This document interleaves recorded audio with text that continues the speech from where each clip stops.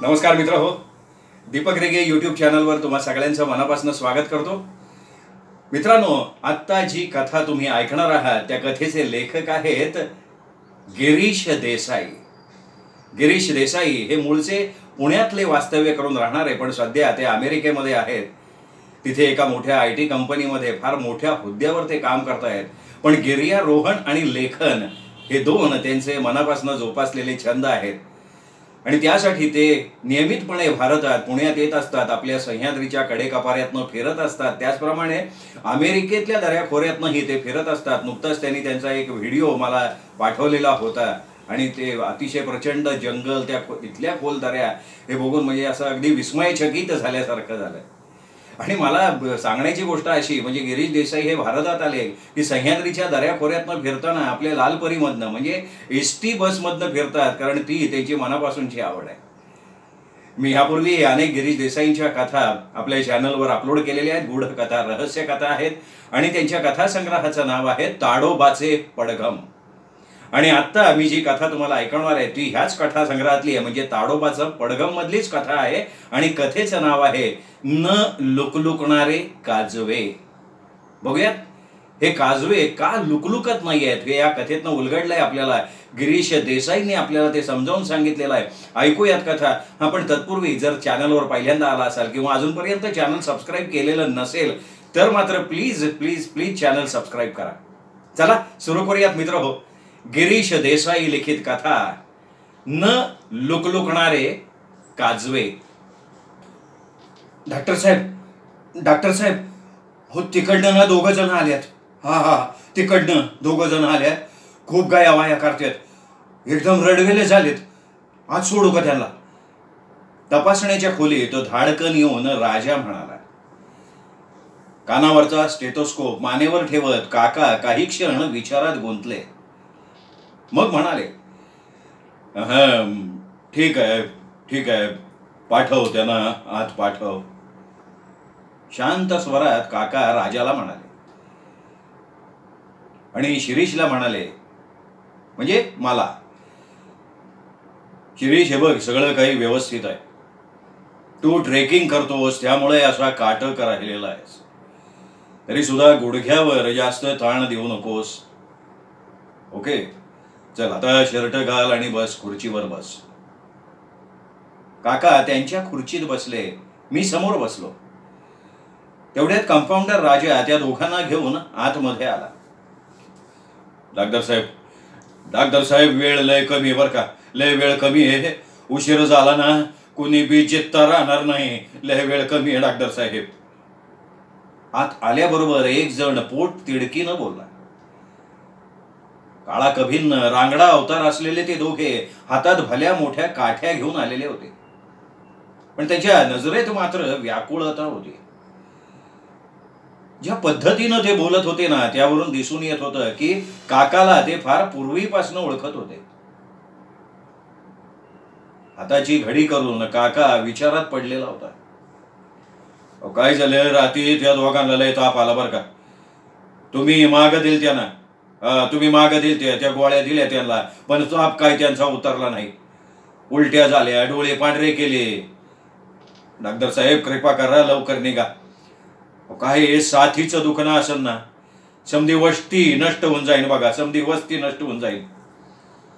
ठीक आहे, काम करा, तुम्ही दोघं बाहेर थांबा, तासाभरात निघूयात आपण. काकानी त्यांना दिलासा दिला. त्यांनी काकाच्या पायावरच डोकं ठेवलं. काका मागे सरकला आणि काळजी करू नका असं त्यांना सांगितलं. आणि काका राजाला म्हणाला, बघ राजा, बाकीच्या पेशंट पैकी जे सिरियस असतील ना त्यांना फक्त थांबायला सांग. बाकीच्यांना सांगून टाक म्हणून डॉक्टर साहेब अर्जंट बाहेर गावी निघालेले आहेत. राजाने तो निरोप बाहेरच्या पेशंटना दिला. काकाने मग त्या थोड्याफार सिरियस पेशंट्सना तपासलं. तोपर्यंत मी तिथे मासिक वाचत बसलो. काय चाललंय हे समजायला काही मार्ग नव्हता. पण काका स्थिराव्यावर मात्र सांगेल याची मला पूर्ण खात्री होती. काका म्हणाला, शिरीष, आता काय प्लॅन आहे तुझा? अरे विकेंडसाठी तू पुण्याहून साताऱ्याला आलास. मलाही तुझ्याबरोबर वेळ घालवायचा होता, पण आता ही अर्जंट केस आली आहे. बघितलंस ना तू. माझाही थोडासा हिरमोड झालेला होताच. आई वडिलांच्या नंतर सुनील काकांनी मला सांभाळलं होतं. डॉक्टर झाल्यानंतर पुण्या मुंबईपेक्षा साताऱ्यात प्रॅक्टिस करायचं ठरवलं. पैशापेक्षा लोकांची सेवा करायचं व्रत काकांनी घेतलं होतं. डॉक्टर सुनील मोरे हे नाव आजूबाजूच्या खेड्यात, विशेषतः दुर्गम भागात खूप नावाजलेलं होतं. कधी कधी पदरमोड करून सुनील काका गरीब खेडूतांना औषध पाणी करायचा. मी शाळा कॉलेज झाल्यानंतर पुण्याला नोकरी निमित्तानं स्थिरावलो. मात्र महिन्या 2 महिन्यात काकाला भेटायला हमखास यायचो. काकाही आता वयोमानाप्रमाणे थकत चालला होता. पूर्वी तो माझ्याबरोबर डोंगर दऱ्यात भटकायला यायचा, पण आता मात्र तो थकलेला जाणवत होता. पण मला मात्र ट्रेकिंग करायला तो खूप प्रोत्साहित करायचा. काका मला म्हणाला, नाही मग शिरीष, तू असं का नाही करत? तू माझ्याबरोबर चल ना. 1-2 दिवस तुला हवा पालट मिळेल, कदाचित तिथे एखादं साहस करायला मिळेल. काकानी माझी विचारांची शृंखलाच तोडली. पण काका, कुठे चाललायस रे तू? मी काकाला आरेतुरेस करायचो. वसोटा नागेश्वर डोंगर आहेत ना, तिथे एक आदिवासी वस्ती आहे. तिथे मुक्कामी निघालोय मी. वासोटा म्हणजे जावळीच्या खोऱ्यातला जंगली किल्ला तर नाही? मी काहीशा उत्साहानंच काकाला विचारलं. काका म्हणाला, हो तोच तो.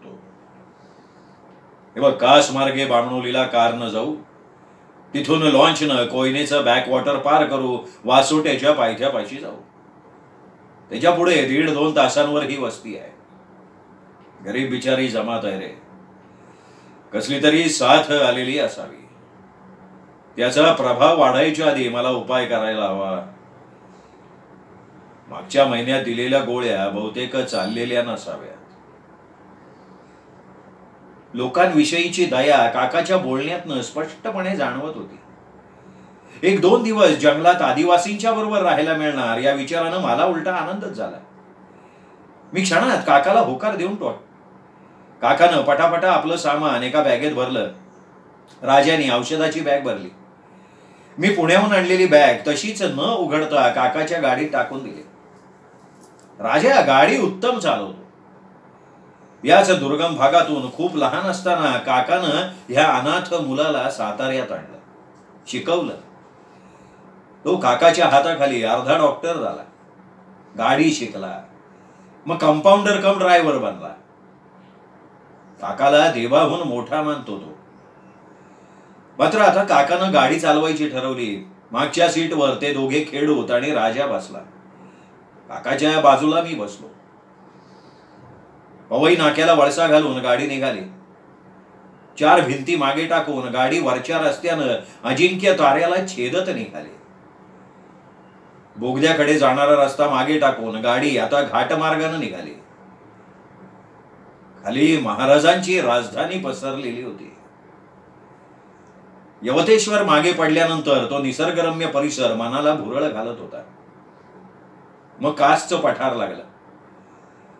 खूप पूर्वी इथे खूप तुरळक पर्यटक येत आणि तोपर्यंत हा परिसर शांत, निवांत आणि रमणीय होता.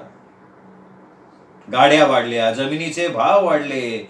मात्र या प्रति महाबळेश्वरवर व्यापाऱ्यांचा डोळा पडला, गजबजाट वाढला.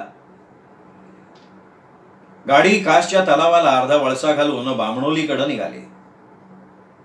समोर अथांग जलाशय, दाट जंगलांनी वेढलेले डोंगर डोळ्यांचं पारणं फिटवत होते. बामणोलीच्या शाळेजवळ काकानं गाडी लावली तोपर्यंत डॉक्टर साहेब आले ही बातमी सर्वत्र पसरली. गाडी भोवती माणसं जमली. त्यांना कसं बसं तोंड देत काका, मी, राजा आणि ते दोघे आदिवासी आम्ही लॉन्चच्या धक्क्याजवळ आलो. वेळ न दवडता समोरच्या लॉन्चमध्ये आम्ही चढलो. त्या दोघांच्या नजरेचा अवकाश की लॉन्चवाल्यानं अजून सीटा भरायचा विचारही केला नाही. लॉन्च पाणी कापत सुसाट निघाली होती. बामणोली हळूहळू दिसेनासं झालं. उजव्या बाजूला जावळीचं घनदाट अरण्य डोंगरावर पांघरुण घातल्याप्रमाणे पसरलेलं होतं. काही खारी गिधाड वर विहरत होती. कदाचित अरण्यात मरून पडलेलं जनावर त्यांची वाट बघत असावं. सुमारे तासभर प्रवास केल्यानंतर लॉन्च एका काठाला थांबली. खूप पूर्वी वासोट्याला डोंगर भ्रमंतीसाठी आलो होतो तेव्हा इतक्या दूर आलेलो नव्हतो हे मला पक्क आठवत होतं. शिवाय लॉन्च थांबण्याची जागा ती सुद्धा वेगळीच होती. लॉन्चवाल्यांनी पैसे नाही घेतले. त्याला ही परिस्थितीचं गांभीर्य समजलेलं असावं. आता इथून पुढे ते दोघे आदिवासी म्होरक्याची भूमिका निभावणार होते. त्यांनी सूत्र स्वतःच्या हातात घेतली. त्यांच्या देहबोलीतूनच ते स्पष्टपणे दिसून येत होतं. लॉन्च बामणोलीच्या दिशेनं निघून गेली. एव्हाना ती ठिपक्या एवढी दिसत होती. राजानं औषधाची बॅग आणि स्वतःची पिशवी धरली होती. मी पाठीवर सॅक टाकली होती. कामाची बॅग एकानं आदवीनं धरली. समोरील एक पायवाट त्या जाट झाडीत हरवताना दिसत होती. आम्ही पुढे जाणार तेवढ्यात त्यांच्यातला एक जण थांबून खाकरला.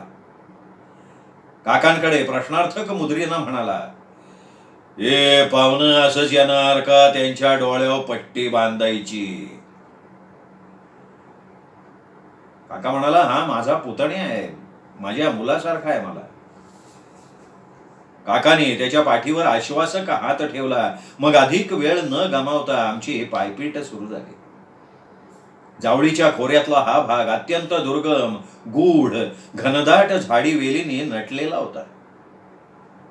आधुनिक संस्कृतीपासून पूर्णतः विलग झालेला हा भाग जणू शेकडो वर्षांपूर्वीच्या इतिहासातून बाहेर आलेला होता. वाटेत कुणी कुणाशी बोलत नव्हतं. एक प्रकारचा सन्नाटा पसरलेला होता. फक्त पायांचे आवाज, काटक्या मोडल्याचे आवाज, बस तेवढंच पार्श्वभूमीवर. अस्वल, रानडुक्कर वगैरे प्राण्यांची विष्ठा अधूनमधून नजरेला पडत होती. वासोट्याचं जंगल अस्वलांसाठी प्रसिद्ध आहे. त्यामुळे तर वासोटा पदभ्रमणासाठी येणाऱ्यांना इथे रात्रीच्या मुक्कामाला बंदी आहे आणि त्याचं उल्लंघन करणाऱ्यांविरुद्ध कडक कारवाई सुद्धा करण्यात येते. ही पायवाट तितकी सोपी नव्हती. इथून विशेष ये-जा होत नव्हती हे प्रकर्षानं जाणवत होतं. मी हाडाचा डोंगरवेडा असलो तरीही हा भूलभुलैया समजण्याच्या पलीकडे होता. काकांच्या काटकपणाचं मला कौतुकच वाटत होतं. या वयात तो इतक्या जोमानं चालू शकतो हे निश्चित कौतुकास्पद होतं. आता जंगल विरळ होत चाललं होतं. सुमारे 1.5 तासाची पायपीट झाली होती. बरे चढ उतार पालथे घातले. अंतर जास्त नसलं तरी जंगलातला मार्ग असल्याने एवढा वेळ लागला होता. एवढ्या 2-4 झोपड्या दिसल्या. झोपड्या कसल्या हो, पालच होती ती. मातीच्या गवताच्या भिंती, फांद्यांचं छप्पर. एका लहानशा पठारावर ती 10-15 उंबऱ्याची वस्ती होती. तिच्या भोवती जंगली श्वापदांपासून संरक्षण म्हणून काटाकुट्यांची फांद्यांची भिंत उभारलेली होती. त्याचं फाटक ओलांडून आम्ही आत गेलो. लहान मुलं हुंदडत होती. बाया माणसं जमेल तशी काम करत होत्या. म्हातारी माणसं बसून पोरांच्याकडे कौतुकानं बघत होती. आम्हाला बघून सगळेजण गोळा झाले. काकांच्या पायाच पडायला लागले. त्या कोपऱ्यातल्या झोपडीत ठेवलंय त्यांना, एक जण म्हणाला.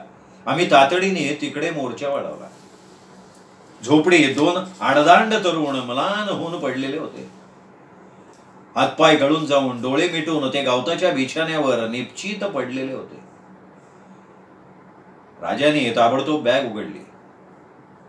काकांनी दोघांचा ताप मोजला. इतर जुजबी तपासण्या केल्या. काका चिंताग्रस्त दिसत होता. झोपडीच्या बाहेर गर्दी जमा झाली होती. मग काकाने सिरिंजमध्ये औषध भरून एकाला टोचलं, थोड्या वेळानं दुसऱ्या सिरिंजने दुसऱ्यालाही इंजेक्शन दिलं. हे बघा, यांच्यावर 24 तास लक्ष ठेवायला पाहिजे. गार पाण्यानं डोकं कपाळ पुसत राहा, त्यांना गरम पाणी पाजत राहा, आणि हे औषध देतोय 2-2 तासांनी द्या त्यांना. राजा, तुझं घड्याळ यांना दे किंवा तू यांना सांगत राहा. आज रात्री आम्ही मुक्काम करू आणि उद्या सकाळी परत जाऊ साताऱ्याला. आज रात्री ह्यांच्यात फरक पडला तर सगळं ठीक होईल, नाहीतर मग यांना पुण्याला न्यावं लागेल. नागेश्वराची कृपा असेल तर सगळं काही ठीक होईल. काका एका दमात एवढं सगळं बोलला. आम्ही त्या झोपडीतनं बाहेर आलो. वस्तीतले वयोवृद्ध पण रुबाबदार व्यक्तिमत्व असलेले एक जण पुढे आले. तुम्ही वेळेवर आला बर का, लय आभारी मी तुमचा, लय आभारी मी तुमचा. हात जोडत ते गृहस्थ म्हणाले, अहो असं काय म्हणतोय, माझं कर्तव्यच आहे नाही का ते. काकांनी त्यांचे हात हातात घेत आदबीनं उत्तर दिलं, माधू यांची नीट व्यवस्था करा. खूप काळाने आले डॉक्टर साहेब आपल्याकडं मुक्कामाला. त्यांनी जणू काही हुकूमच सोडला. हे कोण आहेत? माझ्याकडे बघून काहीशा शंकेने त्यांनी विचारलं. हा पुतण्या आहे माझा, पुण्याला असतो. काका काहीच चाचरत म्हणाले. पुतण्या आहे काय? मग ठीक आहे, पण यांना जरा इथलं समजावून सांगा बर का डॉक्टर साहेब. नाही, काळजी करू नका, मी समजावून सांगेन याला, काका म्हणाले. पण मी काहीसा अचंबित झालो. एका बऱ्यापैकी झोपडीत आमची व्यवस्था करण्यात आली. मजबूत लाकडाच्या सांगाड्यावर फांद्या गवताचे झापे टाकून बनवलेली ही झोपडी आतनं मात्र प्रशस्त होती, स्वच्छ आणि आरामदायी वाटली. कोपऱ्यात देवघर होतं. भिंतीवर जुने फोटो अडकवलेले होते. एक शिवाजी महाराजांचा, तर त्याच्या बाजूला झुपकेदार मिशी असलेला एक रुबाबदार सरदारासम व्यक्तीचा फोटो होता. काही गंजलेल्या तलवारी, बाण, तुटलेले भाले भिंतीवर लावून ठेवलेले होते. मी सभोवताली नीट निरीक्षण करत होतो हे काकांनी हेरलं. मग त्यांनी समजुतीच्या स्वरात मला काही गोष्टी सांगितल्या. या वस्तीवरच्या लोकांना जनसंपर्क आवडत नाही, त्यांच्याशी बोलायचं नाही, न विचारता कुठल्याही वस्तूला हात लावायचा नाही, तसंच न विचारता कुंपणाच्या पलीकडे जंगलात जायचं नाही. जंगलात खूप श्वापद आहेत. समजा काही दिसलं तर त्यावर विचार न करता मन दुसरीकडे वळवायचं. काकांनी हे सगळं सांगितल्यावर मी विचार केला की जंगलातल्या ह्या जमाती आपली संस्कृती, चालीरीती आणि मुख्य म्हणजे ओळख हे सगळं जपण्याचा आटोकाट प्रयत्न करत असतात. त्यामुळे बाहेरच्या आणि विशेषतः शहरातल्या व्यक्तींबाबत त्या जास्त जागरूक असतात. मग ह्या विचाराने मला काकांनी सांगितलेल्या गोष्टीत काही गैर नाही वाटलं. सूर्य कल्ला होता. संधी प्रकाशात झाडं धूसर दिसायला लागली. एव्हाना चुली पेटायला लागल्या होत्या. ह्या लोकांवर विशेष भर पडू नये याच्याबद्दल काका खूप जागरूक होता. म्हणूनच त्यांनी कोंबडी, मटण या गोष्टींना नकार दिला होता. ते जे खाणार तेच आम्हाला मिळणार होतं. मग नाचणीच्या भाकरी, कांदा, बटाट्याचा रस्सा, चटणी ह्याचा आम्ही आस्वाद घेतला. खरं तर मला खूप रुचकर लागलं ते. काका अधूनमधून त्या 2 पेशंटकडे जाऊन त्यांची परिस्थिती बघत होता. हे बघ शिरीष, मी रात्री एखाद्या वेळेला खूप गाढ झोपलेलो असेल, तेव्हा तुला रात्री अपरात्री 1 किंवा 2 नंबरला जावं लागलं तर राजाला सोबत ने. राजा बाहेर अंगणात झोपणार आहे. काकाने मला स्पष्ट सूचना दिली. एव्हाना अंधार झाला होता. वस्तीवरच्या हालचाली थांबल्या होत्या. कुत्री शरीराची मुटकुळं करून कुठे कुठे झोपी गेली होती. सगळीकडे सामसूम झालेली होती. काका सुद्धा त्या गवताच्या बिछाण्यावर गोधडी अंगावर घेऊन केव्हाच निद्रादेवीच्या अधीन झालेला होता. मी झोपडीच्या बाहेर आलो. राजा बाहेर पहुडला होता. शिरीष भाऊ, ते काय लागलं तर मला उठवा बरं का पडदिशीने. एवढं बोलून तो सुद्धा झोपी गेला. मी त्या वातावरणाचा पुरेपूर आस्वाद घेत होतो. सर्वदूर चांदणं पसरलेलं होतं. शहरी दिव्यांच्या झगमगाटीपासून दूर स्वच्छ असं आकाश खूप काळाने अनुभवायला मिळत होतं. या तारे कुठले, ग्रह कुठला, काही पत्ता लागत नव्हता. एखाद्या काळ्याभोर साडीवर लखलखते खडे गुंफावेत ना, तसं दिसत होतं सगळं. चंद्रकोर डोंगराच्या आड लपली होती. चहूबाजूंनी डोंगरांनी वेढलेला हा आसमंत दिवसाच्या धकाधकीनंतर शांत निवांत झाला होता. परंतु कदाचित आता वेगळ्याच विश्वाचा दिवस उजाडलेला असावा. जंगली श्वापद, निशाचर, वटवाघूळ, घुबड कदाचित आपल्या झोपण्याची वाट पाहत दिवसा गप्पगार होत असावीत. पण हा निसर्गाचा नियम नाही का? एक प्रकारे समतोल साधण्याचा प्रयत्नच नाही का? मग त्याच नियमानुसार एक वेगळं जग आत्ता जागं होत असेल का नाही? काही अभद्र विचारांची शृंखला सुरू व्हायच्या अगोदर मी निद्रादेवीच्या स्वाधीन व्हायचं ठरवलं. झोपडीत आलो, पाठ टेकली. दिवसभराच्या प्रवासामुळे शिणलो होतो. लगेच डोळा लागला. 2-3 तास झालेले असावेत. बाथरूमला लागली. इच्छा दाबून तसंच झोपण्याचा प्रयत्न केला, पण ही गोष्ट अशी आहे ना की जितकी दाबावी तितकी उफाळून येते वरती. शेवटी शंका निरसन करायचं ठरवून टाकलं. खरं तर इतक्या रात्री कुंपणाच्या पलीकडे जाऊन कार्यभाग आटोपायचं जीवावर आलं होतं. शेवटी केला मनाचा हिया. झोपडीच्या बाहेर पाऊल टाकलं. माझ्या हालचालींनी राजाला जाग आली. मी करंगळी वर करून बाहेर जायचं कारण दर्शवलं. तुम्ही व्हा पुढं, मी आलो लगी, असं म्हणून तोही उठायला लागला.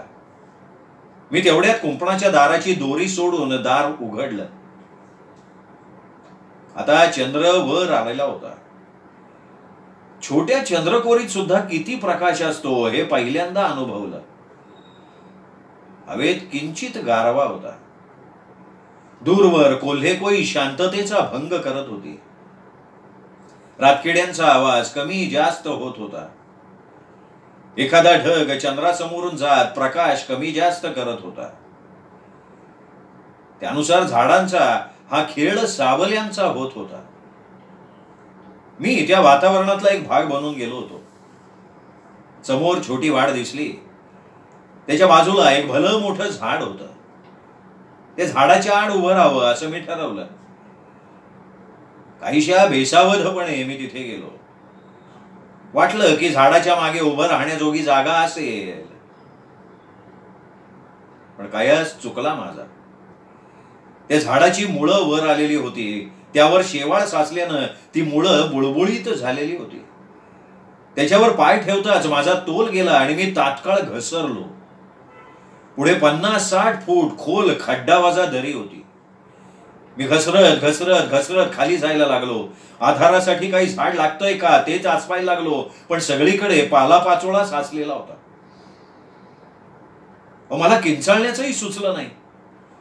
पण सुदैवानं मी त्या लहानशा दरीच्या पायथ्याशी जास्ती दुखापत न होता विसावलो. त्या खड्ड्याच्या मध्यभागी उभा राहिलो आणि वर बघितलं.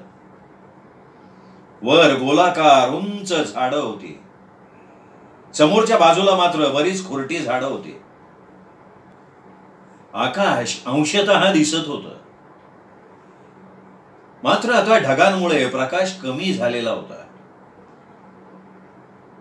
वातावरणात एक प्रकारची गूढ शांतता जाणवत होती. काही तासांपूर्वी अनुभवलेली आणि ही शांतता, यात जमीन आसमानाचा फरक होता. यात वेगळ्या लहरी, वेगळे तरंग जाणवत होते. म्हणतात ना, अशा वेळेला माणसाचं 6वं इंद्रिय जागृत होतं. तसं काहीतरी जाणवत होतं. काहीतरी वेगळं घडतंय असं संशयी मन सारखं बजावत होतं. अशा वेळेला संवेदना तीव्र होतात. डोळे फाडून सगळीकडे बघत होतो. शरीर मन क्षणभर गोठल्यासारखं वाटत होतं. खरं तर परत वर जायला पाहिजे होतं, पण काही अतर्क्य संवेदना जणू जखडूच पाहत होत्या. तेवढ्यात समोर काही काजवे दिसले. काजवे म्हणजे निसर्गाचा एक जादुई आविष्कार, नाही का? सह्याद्रीत भटकंती करताना खूप ठिकाणी काजवे बघितले. झाडच्या झाडं उजळलेली बघितली. दिवाळीच्या रोषणाईप्रमाणे झगमगलेलं रान बघितलं. पण हे काजवे काही वेगळेच दिसत होते. इतर काजवे कसे ठराविक वेळेनंतर उघडझाप करतात, पण हे काजवे उघडझाप करत नव्हते. जणू कायमस्वरूपी दिवे लावल्याप्रमाणे समोर होते. शिवाय ह्यांचा प्रकाश इतर काजव्यांच्या पेक्षा अतिशय प्रखर होता. एक गूढ वलय त्यांच्या भोवती जाणवत होतं. मी टक लावून त्यांच्याकडे बघत होतो. आणि विशेष म्हणजे तेही माझ्याकडे निरखून बघतायत असा मला भास होत होता. एका संमोहित अवस्थेत मी काही काळ होतो. तेवढ्यात पाठीवर अलगद हात पडला. माझं अंग शहारलं. मला दरदरून घाम फुटला. शिरीष भाऊ, ठीक आहे ना तुम्ही? राजाचे शब्द कानावर पडले आणि माझा जीव भांड्यात पडला. मग राजाच्या सहाय्यानं त्या दरीवजा खड्ड्यातनं बाहेर आलो. वर आल्यावर सहज खाली डोकून बघितलं. म्हटलं ते काजवे दिसतायत का ते बघावं. पण अंधाराखेरीज खाली काहीही जाणवलं नाही. मी म्हणलं होतं तुम्हाला, राव फार पुढे जाऊ नका. बरं झालं मी होतो माग. हवी तसा पिंचू मायदाळ आहेत बर का. राजाच्या आवाजातली काळजी मला जाणवली. बरं झालं तू होतास बर का राजा. मी त्याचे आभारच मानले. पण राजा, अरे तिथे मला मोठे आणि असे बल्ब सारखे काजवे दिसले. तुला दिसले का रे ते मोठे काजवे? या प्रश्नाचं उत्तर राजानं टाळलं. त्यांनी चेहरा लपवल्याचं सरळ सरळ दिसून येत होतं. तुम्ही चला हो, चला झोपा आता. त्यांनी विषयच टाळला. अरे उत्तर दे ना. मी राजाला म्हणालो, आग्रह धरला, तेव्हा त्याच्या चेहऱ्यावरचे भावच बदलले. तो प्रचंड घाबरलेला दिसला. शिरीष भाऊ, ऐका माझं, आपण याच्या उद्या बोलू.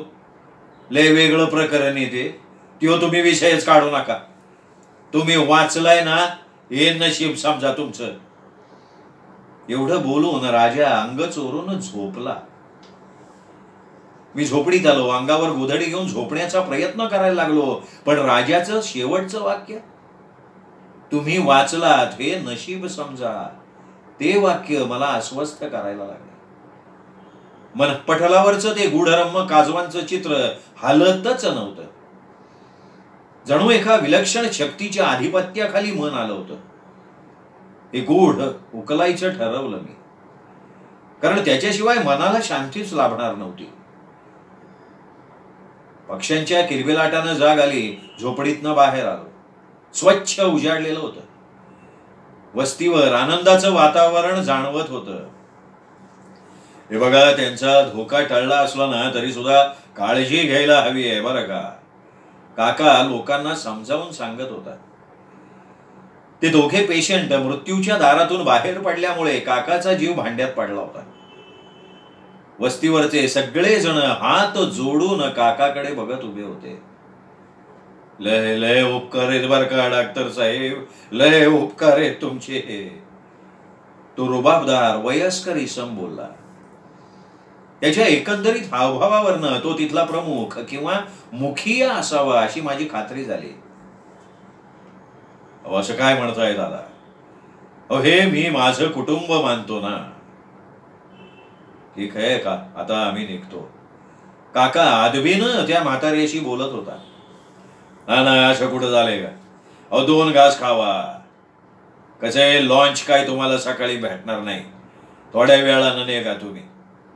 त्या वस्तीचे ते दादा मुनी बोलले, ही नामी संधी मला सोडायची नव्हती. आता सगळ्यांच्या मनावरचा ताण हलका झाला होता. एका झोपडीच्या बाहेरच्या उंचवट्यावर आम्ही सगळे बसलो. काका, मी, राजा, ते दादासाहेब आणि 5-6 पुरुष मंडळी. हवा पाण्याच्या गप्पांमध्ये जास्त वेळ जायला नको याच्याकडे माझं लक्ष होतं. काका, अरे मला ना त्या झाडाच्या खाली खूप मोठे मोठे काजवे दिसले. राजा मला म्हणाला, मी उद्या सांगतो त्याबद्दल. कुणी सांगेल का मला त्याबद्दल? मी वेळ न दवडता पाडदिशी बोललो, मोकळा झालो. त्या सरशी त्या खेळीमेळीच्या वातावरणात एकदम सन्नाटा पसरला. काकांनी मला हळूच चिमटा काढला. राजा तर गवगार झाला होता. इतर पुरुष मंडळी आह वासून माझ्याकडे बघायला लागले. मात्र दादा, ते मात्र डोळे रोखून एकटक माझ्याकडे बघत राहिले. त्या नजरेत रोष होता का जरब होती हे कळायला काही मार्ग नव्हता. मी थोडा चापापलो, पण आपण काही वावगं बोललो नाही हे पक्क माहीत असल्यामुळं मी ठाम होतो. अरे सांगा ना कुणीतरी, गप्प का बसलात सगळे? मी माझा हे का कायम ठेवला. दादा, याचं नका मनावर घेऊ तुम्ही. अहो स्वप्न पडलं असेल बरं का ह्याला. मी समजावून सांगतो त्याला, मी सांगतो समजावून. काकांचा स्वर थोडा कापरा झालेला होता. अहो मी खरं सांगतोय, तुम्ही राजाला विचारा ना हवं तर. मी ठाम होतो. पोरा, विश्वास आहे बर का माझा तुझ्यावर, आणि त्याच्यानंतर पण तू जिततयस हे बघून तर तुला सगळं कळायलाच पाहिजे. दादांच्या ह्या वाक्यानं वातावरण थोडं निवळलं. याला काय बी झालेलं नाही, तेव्हा ह्याला सांगितलं तर काय बी बिघडणार नाही असं माझं मन मला सांगतोय. दादा कोड्यातच बोलत होते, पण आपल्याला ह्या प्रकरणाविषयी समजणार याचा मला आनंद झाला, आणि ते रहस्य ऐकण्यासाठी मी माझे कान टावकारले. ठीक आहे, तुमची मर्जी. आता तुम्ही सांगणार म्हटल्यावर मी तरी काय बोलणार, नाही का? काकांनी सुद्धा मान्यता देऊन टाकली. ऐक पोरा, अरे लय मोठी कहाणी आहे, लय मोठा इतिहास आहे त्याच्या माग. दादा आता माझ्याशी आपुलकीनं बोलायला लागले. एव्हाना सगळ्यांच्या पुढ्यात गरम भाकरी, ठेचा आला. सोबतीला काळा गरम पाण्याचा काढा चहा म्हणून आला. भाकरी मोडत एक एक घास खायला लागलो, पण जास्त लक्ष दादांच्या कहाणीकडे होतं. भाषा गावरान असली तरी उच्चार स्पष्ट, विचार तल्लख होते त्यांचे. त्यांची सांगण्याची पद्धत एकदम शैलीदार होती. एका दुर्गम वस्तीतले ते आदिवासी बिलकुल वाटत नव्हते. मी कान टावकारून ऐकायला लागलो. ऐक ऐक मग ऐक, त्यांनी सुरुवात केली. पुढचा बराच काळ ते पोट तिडकीनं बोलत होते. मी शब्द आणि शब्द कानात साठवायला लागलो. अहो त्यात काय नव्हतं? इतिहास, रहस्य, शौर्य, आपुलकी, माया, साहस आणि करुणा सुद्धा. ऐकताना काटा आला अंगावर. डोळे विस्फारले, डोळे पाणावले, स्फुल्लिंग चेतावली. मराठ्यांच्या इतिहासातलं एक सोनेरी पान जणू काळ्या कागदावर लिहिलं गेलं होतं. एका साहसी वीराचा चुकीच्या पद्धतीनं इतिहास ठसवला गेला होता. छत्रपती शिवाजी महाराजांचा नुकताच उदय झाला होता. पुणे आणि आजूबाजूच्या परिसरातले किल्ले आणि अनेक भाग त्यांनी भगव्या झेंड्याखाली आणले होते. रयतेचा भावी राजा अशी कीर्ती त्यांची सर्वदूर पसरली. आदिलशाही, निजामशाहीनं त्यांचा धसका घेतला होता. हिंदवी स्वराज्य पण लोकांचं राज्य असं त्यांचं स्वप्न होतं. 1648 साली पुरंदर काबीज केल्यावर महाराज काही वर्ष राज्याची घडी बसवण्यात व्यस्त होते. मोहिमा थंडावल्या होत्या. इतर स्थानिक सरदार, जमीनदार, मातब्बर घराण्यांबरोबर सलोखा जोडला. त्यात मोहिते, सावंत, सुर्वे, जाधव, मोरे इत्यादी नावं घेता येतील. मात्र जावळीचे चंद्रराव मोरे यांनी महाराजांची विशेष दखल नाही घेतली. जावळीचे मोरे म्हणजे साक्षात सम्राट चंद्रगुप्त मौर्यांचे वंशज. साम्राज्य विस्तारासाठी दक्षिणेकडे आलेले काही मौर्य पश्चिम महाराष्ट्रात स्थिरावले. त्यांनी जावळीचं खोरं सुर्वे शिर्केंच्याकडनं जिंकून घेतलं. जुनं महाबळेश्वराचं मंदिर शंकरदेव मोर्यांनी बांधलं. प्रचंड साहसी, अभिमानी, शक्तिशाली अशा या वंशातल्या चंद्रराव मोरे तोच वसा घेऊन जन्माला आलेले होते. घनदाट जावळीचं जंगल, सह्याद्रीतल्या डोंगर रांगा, अंगाचा थरकाप उडवणाऱ्या कोकण दऱ्या अशा भागात राज्य करणं ही काही सोपी गोष्ट नव्हती. त्यामुळे मुघल सेना तिथे जायला सुद्धा घाबरत होत्या. हा भाग अरबी समुद्राच्या टापूत. देशावर येणारे अनेक मार्ग तिथून जात होते. साहजिक छत्रपतींची नजर जावळीच्या खोऱ्यावर गेली.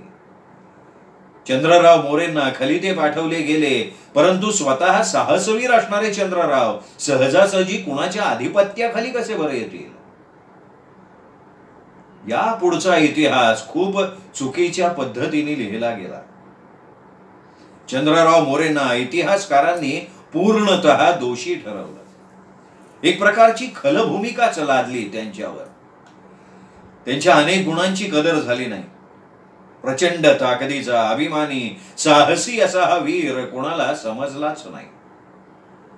कंदोशीवरील पडकावाडा अजूनही थोडीफार साक्ष देऊ शकतो. साधारणपणे 1654 साली छत्रपतींनी जावळीचा टापू स्वराज्याच्या अंमलाखाली आणायचं ठरवलं. त्या दृष्टीनं हालचाली सुरू केल्या. दरम्यान चंद्रराव मोरे शिवाजी महाराजांच्या हालचालींवर बारीक लक्ष ठेवून होते. हळूहळू त्यांना समजायला लागलं की शिवाजी महाराज हे इतर राजा महाराजांप्रमाणे नाही, तर त्यांना जनतेविषयी प्रचंड कळवळ आहे. ते जे काही करताय ते उदात्त हेतून करताय. चंद्ररावाचं हळूहळू मतपरिवर्तन व्हायला लागलं. परंतु पिढ्यानपिढ्या चालत आलेला हा पराक्रमी वारसा अचानक सोडून देण्याविषयी मन तयार होत नव्हतं. त्यांचा कोंडमारा होत होता. हे त्यांचं राज्य होतं आणि महाराजांच्या राज्याखाली त्यांना तिथे जहागीरदार म्हणून राहणं पसंत नव्हतं. पण राज्यात 2 राजे असणं हेही शक्य नव्हतं. यात 2 वर्ष गेली. शेवटी चंद्ररावांनी केवळ जनतेसाठी आणि भगव्या स्वराज्यासाठी महाराजांना साथ देण्याचं ठरवलं. पण या पुढचा मार्ग सगळ्यात जास्त बिकट होता. त्यांचे बंधू, चुलते, चुलत बंधू आणि काही जवळचे मातब्बर सल्लागार याला विरोध करणार हे त्यांना माहिती होतं. यातल्या काहींची मनं चंद्रराव वळवू शकणार होते, पण काही जण निजामशाहीकडून मिळणाऱ्या देणग्यांमुळे अय्याशी झालेले होते. ते प्राण गेला तरी स्वराज्यात सामील होणार नव्हते. चंद्ररावांना अशा लोकांना पदरी मोठ्या मजबुरीमुळे ठेवावं लागलं होतं. काही अवघड जागेवरची दुखणी होती, तर काही आप्तेष्ट होते. त्यांचा प्रचंड विरोध होणार होता. जंगलातलं युद्ध असो किंवा रणांगणावरचा सामना, चंद्रराव कशालाही घाबरणारे नव्हते. मात्र स्वकीयांबरोबर डोक्यानं सामना करणं त्यांना जमणारं नव्हतं. एव्हाना शिवाजी महाराजांविषयीचा आदर त्यांच्या मनात खूप वाढला होता. आता काहीही झालं तरी स्वराज्यात सामील व्हायचं हे त्यांनी ठरवून टाकलं. त्यासाठी त्यांनी महाराजांना भेटण्याविषयी गुप्त खलिता पाठवला. चंद्रराव मोरेंच्या पदरी 15 अंगरक्षक होते. अंगरक्षकापेक्षा ते जीवाभावाचे साथी होते त्यांचे. विविध जातीतले हे प्रचंड ताकदीचे, असामान्य बुद्धीचे, परंतु निष्ठावान असे खास मर्जीतले वीर होते. मोर्यांचा त्यांच्यावर पूर्ण विश्वास होता. एका शब्दावर ते सगळे जीव द्यायला तयार होते.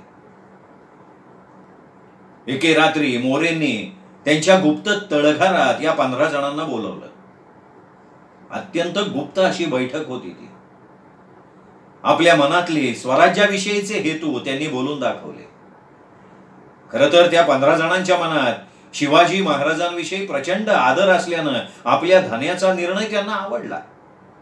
पण पुढची गोष्ट महत्वाची होती. आपण लवकर महाराजांच्या भेटीला जाणार आहोत, त्यानंतर इथे खूप रणकंदन माजणार याची कल्पना त्यांना दिली. कदाचित वाटेत दगाफटका व्हायची शक्यता होती. ही भेट झाली तर पुढचा मार्ग सोपा होता.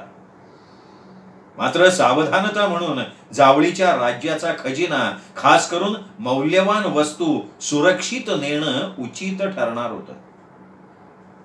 मग चंद्ररावांनी एक योजना आखली. वाड्याच्या एका अत्यंत सुरक्षित ठिकाणी एक तिजोरी होती. निजामशाहीकडून आलेले मौल्यवान हिरे, रत्न, माणक, सोने एका लोखंडी पेटीत ठेवलेलं होतं. अत्यंत अडीअडचणीला त्यांचा वापर होणार होता. पण महाबळेश्वराच्या कृपेनं जावळीवर तशी वेळ कधी आली नाही. अगणित अशा मूल्यांचा तो खजिना होता. चंद्ररावांना किमान पक्षी तो खजिना महाराजांच्या स्वाधीन करायचा होता. कारण पुढे मागे तो तिथून चोरीला जायची शक्यता होती. त्याआधी तो गायब करून सुरक्षित ठिकाणी ठेवण्याविषयी चंद्ररावांनी त्या 15 जणांना सांगितलं. कंदोशीवरून चंद्रराव उत्तरेकडे निघणार होते. 15 जण पुढच्या रात्री जंगलातून डोंगरावरून दक्षिणेकडे चकदेव आणि तिथून नागेश्वर वासोटावरून काही कोस जाणार होते. तिथल्या एका गुहेत हा खजिना ठेवायचा असं ठरलं. सगळं आलबेल झाल्यावर तो कोयना नदी मार्गे परत आणायचा हा त्याच्या पुढचा बेत होता. ही मोहीम अत्यंत गोपनीय होती. दुसऱ्या दिवशी चंद्रराव निघाले. त्या रात्री 15 जणांनी तो खजिना उचलला आणि ठरल्याप्रमाणे प्रस्थान केलं. 5 जण अदल बदल करत तो अत्यंत जड खजिना सांभाळत जमेल तेवढ्या वेगानं अंतर कापत होते. इतर 10 जण त्यांच्या संरक्षणासाठी हातात तलवारी, भाले, बाण घेऊन पुढे मागे चालत होते. वाटेत जंगली जनावरांची कमी नव्हती. मात्र त्यांचा आवेग बघून आज कुठलंही जनावर आडवं येण्याची हिंमतही करणार नव्हतं. ते शूरवीर कुठल्याही परिस्थितीला सामोरे जाणार होते. इकडे चंद्रराव घाटमाथा उतरून एका वस्तीवर विसाव्यासाठी थांबलेले असताना घात झाला. एव्हाना त्यांची गोपनीय मोहीम दुर्दैवानं त्यांच्या आप्तेष्टांना समजली. त्यांनी कट कारस्थान रचलं. प्रलोभन दाखवून काहींना फितवलं. मग कपट करून त्यांनी चंद्ररावांना घेरलं. आपला गुप्त खजिना चुकीच्या घोडेस्वाराला दिला हे त्यांना लगेच उमजून सुद्धा आलं. खलित्याची अदलाबदल करण्यात आली आणि त्यामुळे महाराजांना चंद्ररावांचा स्वराज्याविषयीचा जिव्हाळा समजलाच नाही. उलट चंद्ररावांविषयी महाराजांचं मत अजूनच कलुषित झालं. सत्य बाहेर येऊ नये म्हणून खलप्रवृत्तीच्या त्या चांडाळांनी त्या असामान्य योद्ध्याचा वध केला. जगाला वाटलं की चंद्ररावांना शिक्षा देण्यात आली. अशा रीतीनं एक पराक्रमी इतिहास अत्यंत दुर्दैवी पद्धतीनं पुसला गेला. इकडे खजिन्याची बातमी या स्वराज्याच्या शत्रूंना लागली होती. त्यांनी आपलं सैन्य त्या 15 जणांच्या मागे पाठवलं. 200 जणांना 10-15 जणांनी तोंड देणं ही केवळ अशक्य गोष्ट होती. 15 जण जीवाच्या आकांतानं जंगलातून अडखळत, ठेचकाळत पळत होते. त्यांना कल्पना होती की दगाफटका झाला तर त्यांच्या मागे सैन्य लागणार आहे. ठरल्याप्रमाणे चक्रदेव नंतर नागेश्वराचा डोंगर पार करून ते वासोट्याच्या दिशेनं सुसाट सुटले. एवढ्यात त्यांना मागच्या डोंगरावर हालचाली दिसल्या. आता तांबडं फुटलेलं होतं. जवळपास लपायला जागाही नव्हती. ते निघाले तसेच पुढे. 2-4 तासांनी एक थोडा सपाट भाग दिसला. खाली उतरून ते क्षणभर विसाव्यासाठी थांबले. फितूर सैन्यानं त्यांना अचूक टिपलं. मग 15 जणांच्या लक्षात आलं की आता हातगाई खेरीज उपाय नाही. झाड वेलींनी झाकलेल्या हा गुहा म्हणजे भूल भुलैया होता. त्यांची दिशाभूल करायला उरलेले 10 जण तलवारी पावजत जवळच्या एका खड्ड्यात उतरले. एकमेकांच्याकडे पाठ करून तळ हातावर शीर घेऊन ते तयार होते. काही वेळात वरच्या 4ही बाजूंनी ते वेढले गेले. हळूहळू फितूर सैनिक खाली उतरले. घनघोर लढाई झाली. तलवारी एकमेकांना भिडत असामान्य शौर्य गाजवत त्या 10 जणांनी कित्येकांची खंडोळी करून टाकली. शेवटी प्रचंड संख्येपुढे त्यांचा निभाव नाही लागला. खूप प्रयत्न करून शेवटी त्या 10 लढवय्यांनी आपला देह तिथेच ठेवला. फितुरांना उमजून चुकलं की खजिना यांच्याकडे नाही. तो इतर काही जण घेऊन दुसरीकडे गेलेत कुठेतरी. तोपर्यंत उरलेले 5 जण काही डोंगर पालथे घालत एका गुहेपाशी येऊन थांबले. जवळ येईपर्यंत कोणाला इथे गुहा आहे हे समजूच शकणार नव्हतं. वेली, शेवाळ, झाडं झुडपं यांनी झाकलेली ती गुहा खजिना ठेवण्यासाठी योग्य आहे असं सर्वानुमते ठरलं. साप, विंचू किंवा काही प्राणी असतील का याची जराही तमा न बाळगता ते आत शिरले. सगळेजण अंधारात चाचपडत होते. देवाचं नाव घेऊन शक्य तेवढं आत गेल्यानंतर त्यांनी तो खजिना तिथे ठेवला. बाहेरून काही दगड शिळा आणून त्याच्या आजूबाजूला चाचपडत रचून टाकले. बाहेर येऊन त्यांनी जागा नीट निरखली, कारण परत आल्यावर ती जागा सापडणं महत्वाचं होतं. आता वजन नसल्यामुळे त्यांना हलकं फुलकं वाटत होतं. मग वाट काढत ते कोयना नदीच्या दिशेनं निघाले. नदी दृष्टिक्षेपात आली. मात्र त्याच वेळेस नदीच्या कडेकडेने फितूर सैनिक येताना दिसले. या 5ही जणांकडे शस्त्र नव्हती. त्यामुळे मग ते जीवाच्या आकांतानं पळत सुटले. सुमारे 2-1 तास पाठलागानंतर त्या 5ही जणांना घेरून मारण्यात आलं. सैनिकांना खजिन्याचा मागमूस सुद्धा लागला नाही. 5ही जण त्यासाठी जीवाच्या आकांतानं शक्य तेवढे दूर पळत होते. शिवरायांनी जावळीचं राज्य काबीज करून स्वराज्याला जोडलं. त्या 15 जणांची कुटुंब मात्र छत्रहीन झालेली होती. त्यांना काय होणार याची कल्पना प्रत्येकानं दिली होती. मग कुणालाही न सांगता एके दिवशी आपलं घर, थोडीफार जमीन सोडून सगळेजण वासोट्याच्या दिशेनं गेले. चंद्ररावांच्या बद्दल प्रत्येकाच्या मनात अजूनही आदर होता. खाल्ल्या मिठाला जागणारी जमात होती ती. अत्यंत निष्ठावान, आपल्या धन्यासाठी जीव द्यायला न कचरणारी अशी ही जमात.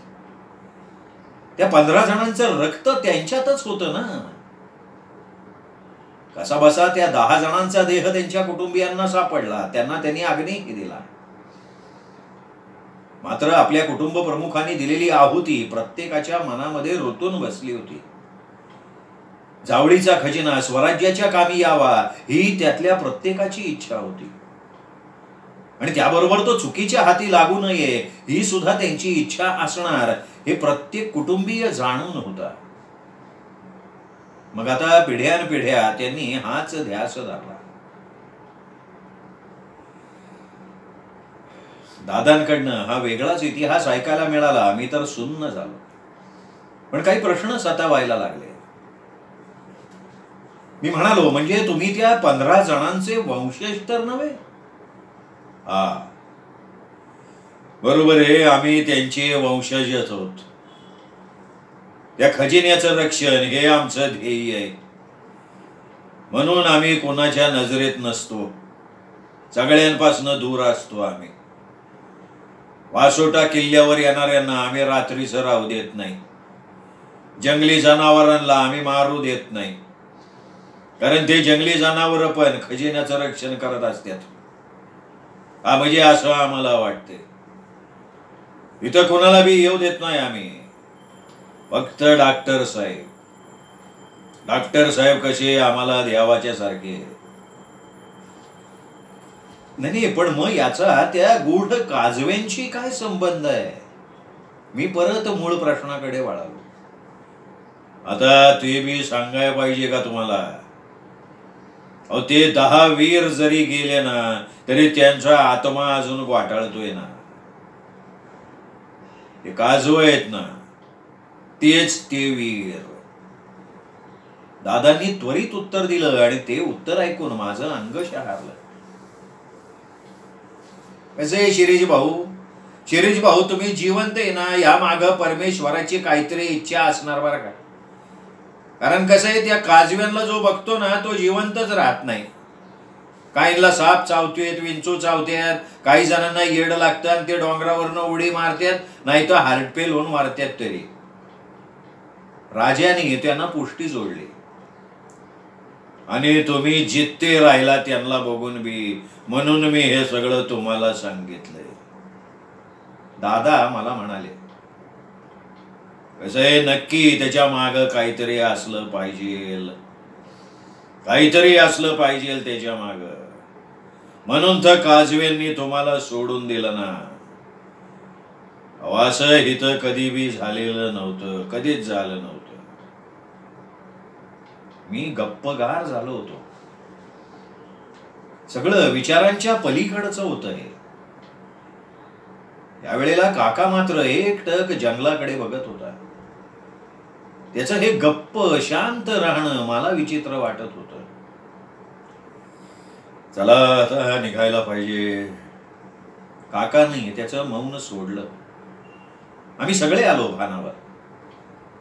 आता लॉन्च मिळायला काही अवघड नव्हती. सूर्य बराच वर आला होता.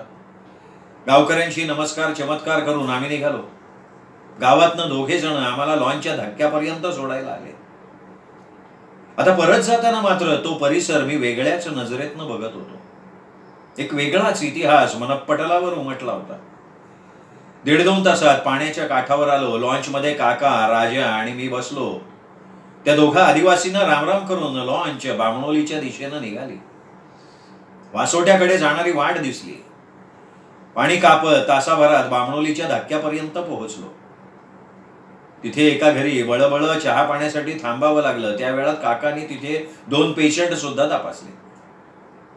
आता गाडी राजा चालवत होता. काका आणि मी मागच्या सीटवर बसलो होतो. मला वाटलं काकांशी जरा गप्पा माराव्या, पण काका त्याच्या मोबाईलवर काहीतरी बरंच टाईप करत बसलेला होता. म्हटलं इतका वेळ पेशंट पासून लांब होता, त्याची कामं तुंबली असतील, ती उरकत असेल काका. काका वेगळ्याच विचारात होता हे खरं. मी तो आसमंत डोळ्यात साठवून घेत होतो. लहानपणी खूप वेळा आलो होतो इथे. कास आणि परिसर माझ्या बालपणाचा एक अविभाज्य भाग होता. मी म्हणालो, काका आता मी परस्पर जाईन बरं का पुण्याला, मला एसटी स्टँडवर उतरतो मी. ठीक आहे, तुझा वेळ चांगला गेला ना. आता मात्र काका नेहमीसारखा बोलला. मी म्हणालो, काका मला खूप भारी वाटला रे, खूप चांगला अनुभव आला आणि एकदम सस्पेन्सफुल अनुभव. गाडी आता यवतेश्वर मागे टाकून घाट रस्त्यानं खाली उतरायला लागली. डोक्यावर सांबरवाडी गाव दिसत होतं. खाली संपूर्ण सातारा शहर पसरलेलं होतं. मोबाईलला रेंज आली. काकानं त्याचा मोबाईल परत उघडला. त्यांनी बरंच काही टाईप केलेलं दिसत होतं. हे बघ शिरीष, मी तुला आता एक मेसेज पाठवतोय. तो गाडीत बसल्यानंतर किंवा पुण्याला पोहोचल्यानंतर वाच. ओके. काकानं मेसेज सेंडचं बटन दाबलं आणि मला सांगितलं. माझ्या मोबाईलला लगेच टिंग असा आवाजही आला. मी म्हणालो, ठीक आहे. मनात विचार आला, असं काकांनी काय लिहिलंय की जे तो प्रत्यक्षात मला सांगू शकत नाहीये. असेल काहीतरी असा विचार केला आणि मी दुसऱ्या दिवसापासून कामावर जायच्या विचारानं खट्टू झालो. राजाने गाडी स्टँडवर घेतली. समोर सातारा स्वारगेट नॉनस्टॉप लागलेली होती. मी तातडीनं बॅग पाठीवर टाकली. दोघांना निरोप दिला. गाडीत चढलो. मला लाल डबा खूप आवडतो. एसटीचा मी निस्सीम भोगताय. खेड्यापाड्या, दिवस रात्र, कमी पैशात असलेली ही व्यवस्था जगात कुठेही नसेल हे माझं मत. गाडी पुण्याच्या दिशेने निघाली. तेवढ्यात काकाने पाठवलेल्या मेसेजची मला आठवण झाली. मी मोबाईल काढला. टेक्स्ट मेसेज होता. वाचायला लागलो. काकाने लिहिलं होतं, शिरीष, आता जे मी सांगणार आहे ते नीट लक्ष देऊन ऐक. खरं तर हे मी कधी ना कधी सांगणार होतो, पण योग्य वेळच मला सापडत नव्हती. मला वाटतं आत्ता ही योग्य वेळ आहे. विशेषतः तुला आलेला काल रात्रीचा अनुभव आणि आज तू दादांच्याकडनं ऐकलेला इतिहास. शिरीष, तुला त्या काजव्याने इजा का नाही पोचवली?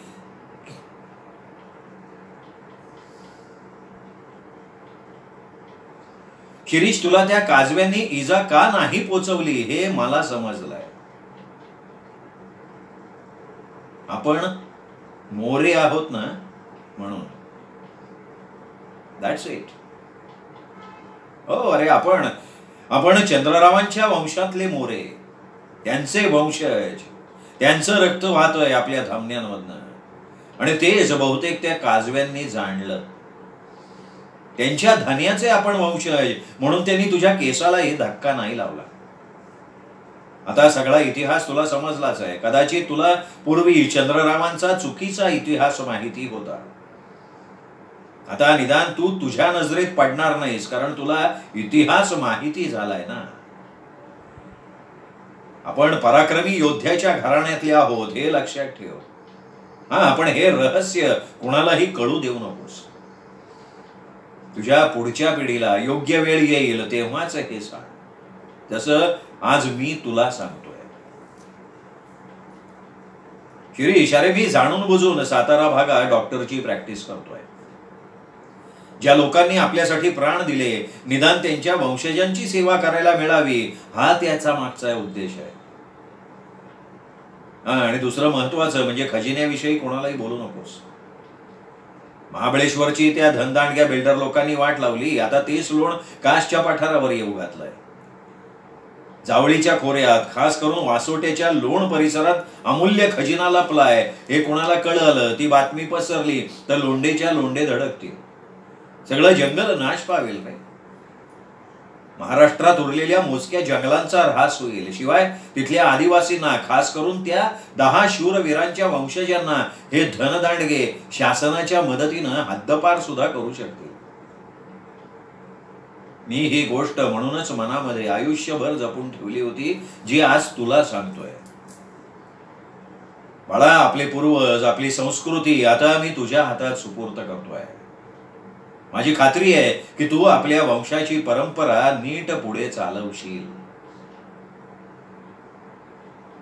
काकांचा हा मेसेज वाचला आणि मी गवगार झालो.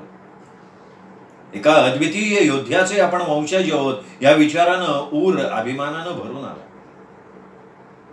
गाडी स्वारगेटला पोहोचली. रिक्षा करून मी घरी आलो. रात्र झालेली होती. उद्या जायचं होतं कामावर. पाठीवरची बॅग कोपऱ्यात टाकली. तोच काहीतरी आपटल्याचा आवाज आला. बॅग उघडली. 2 मुठी एवढे दगड होते. मी हसलो. कुठे गेलो की दगड आणायचे, ही माझी सवयच होती. त्या वस्तीवर 2 दगड दिसल्यावर मी कधी बॅगेत टाकले काही कळलंच नाही मला. दगड बेडरूमच्या कपाटावर ठेवले. उद्याची तयारी केली. ब्रश केला, गजर लावला, झोपून टाकलं. अपरात्री अचानक जाग आली. डोळे उघडले आणि समोरचं दृश्य बघून थिजलो. कपाटावरचे ते 2ही दगड धुसर प्रकाशानं उजळलेले होते. जणू काही 2 डोळे माझ्याकडे रोखून बघत माझ्यावर पाळत ठेवत होते. मी घाबरलो. डोळे बंद करून घेतले. थोड्या वेळानं डोळे परत उघडले तर ते दगड साध्या दगडांप्रमाणे होते. कुणीतरी आपल्यावर पाळत ठेवतोय हा विचार मनाला घाबरवून टाकतो, नाही का? कदाचित आता तो इतिहास, खजिन्याचं रहस्य वगैरे मला नुकतंच समजलं असल्याने खबरदारी म्हणून कुणीतरी माझ्यावर नजर ठेवून तर नसेल. तुम्हाला काय वाटतंय? मित्रांनो, कशी वाटली ही गूढ कथा? गिरीश देसाई लिखित न लुकलुकणारे काजवे. वा, कथा आवडली असेलच. कथा पटकन लाईक करून टाका. कमेंट करा. काय आवडलंय ते लिहा कमेंट मध्ये. आणि हो, अजून चॅनल सबस्क्राईब केलेलं नसेल तर प्लीज चॅनल सबस्क्राईब करा. आणि ते घंटीचं चिन्ह आहे ना शेजारी, ते पण प्रेस करायला विसरू नका. चला मित्रांनो, पुन्हा भेटूयात वेगळ्या लेखकाच्या वेगळ्या नयनरम्य कथेसह पुन्हा एकदा. तोपर्यंत नमस्कार मित्र हो.